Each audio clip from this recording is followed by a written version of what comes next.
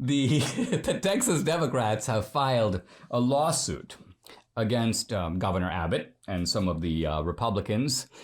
And it is to compensate them for their enormous distress in what Abbott and the Republicans have made them do. You see, what's happened here, and I have here the lawsuit. It's in the usual sort of legalese. But what makes this really fun reading is there's a kind of an underlying narrative. We have to sort of read the text to get a feeling of what this narrative is, because it's downright comical. First of all, although there were 50-some Democrats who skipped town, apparently 22 of these Democrats have joined in the lawsuit. I think the others were too embarrassed. They're probably like, you want us to sign our names to this? But, there are some bottom feeders in the Democratic Party. They're like, oh yeah, we'll sign. So these 22 guys have signed. So they accuse Abbott of a, quote, scheme and conspiracy. To do what? To violate the state and federal constitutional rights of the plaintiffs, these Democrats, and the classes of citizens they represent. By denying rights under the First, Fifth, and 14th Amendments to the Constitution. Sounds kind of serious. So now let's look to see what Abbott's great offenses.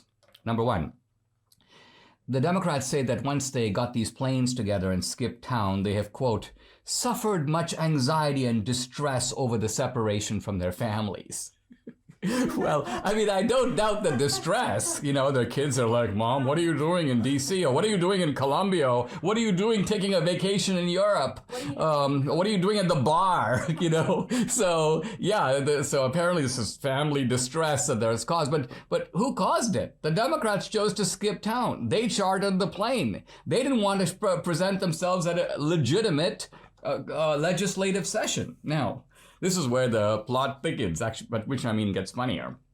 The Texas Democrats claim Abbott has, quote, violated their constitutional rights on the basis of race. How? Quote, in that certain plaintiffs are either black or white. What? Yeah, so the plaintiffs, you see, are either black or white. I guess what they could have added, some are even brown. And by causing them all this distress, it's a racial affliction. Even though it would appear to be even-handedly dispensed over people of all different races. Now, let's continue. The Texas Democrats also claim that their constitutional rights have been violated on the basis of color, quote, and I find it hard to believe this was actually put in a legal document, but nevertheless, quote, in that certain plaintiffs are distinguishable based upon the melanin in their skin. So they're going into melanin theory here. That, wow, the presence of melanin on the part of some of these Democrats suggests a potential racial motive. This is like critical race theory now finding its way into the law. Now, the Democrats also claim that Abbott has violated their rights on the basis of, quote, natural origin. Natural origin. Now, first of all, you can tell that the lawyer who wrote this is obviously a doofus because he doesn't know it's actually national origin. It's not natural origin. You think it's a distinction whether you're born naturally or by cesarean?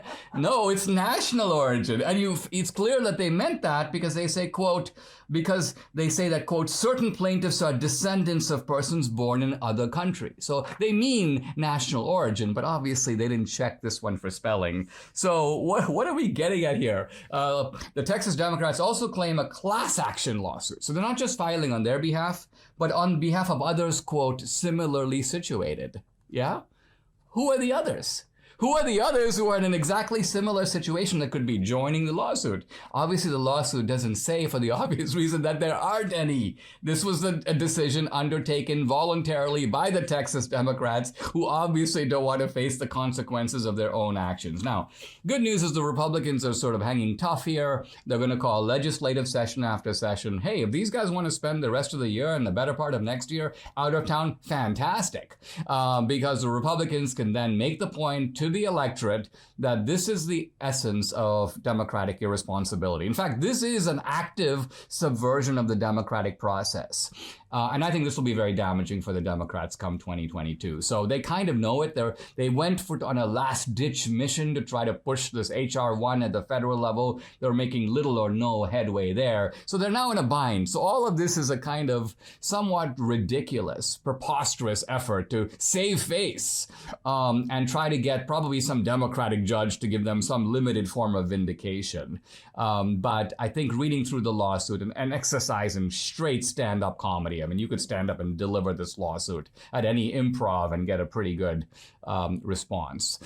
You are dealing with some very crooked, stupid people who are now facing ultimately the consequences of their own behavior.